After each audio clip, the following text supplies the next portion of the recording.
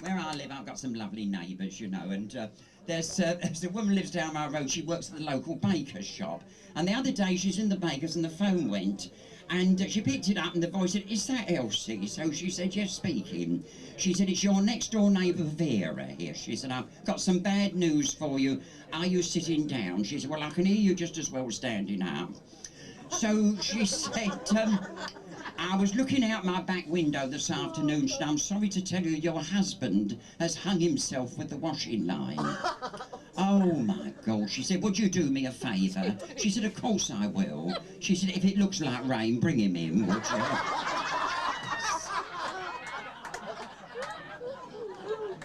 And there was, and you know, it's funny because one of my neighbours hasn't been well at all, and he popped down the hospital the other week, and the doctor said, "Well, now listen," he said, "do you want the truth?" So he said, "I'd rather have it be prepared." He said, "Well, you haven't got long." "Oh dear," he said, "what seems to be the trouble?" He said, "Well, you've got something very unusual. It's called TB 58. He said, "I've never heard of it." He said, "No, that's wise, it's most unusual." So he went home to his wife and she said, "Did the doctor say what was wrong?" So he told her all about it. And he said, "The doctor said I've got to enjoy myself while I'm here." She said, "What would you like to do tonight?" He said, "I'd like to go to bingo." "Oh," she said, "that's not a lot to ask."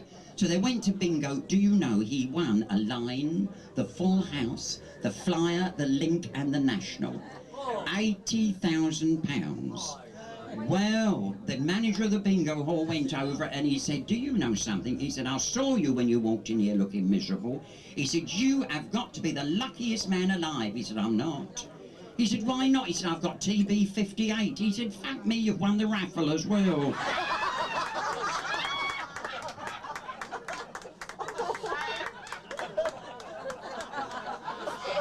It's... In next May, I believe, here at the Brighton Centre, the lovely Shirley Bassey is down in next May, which they're already booking for.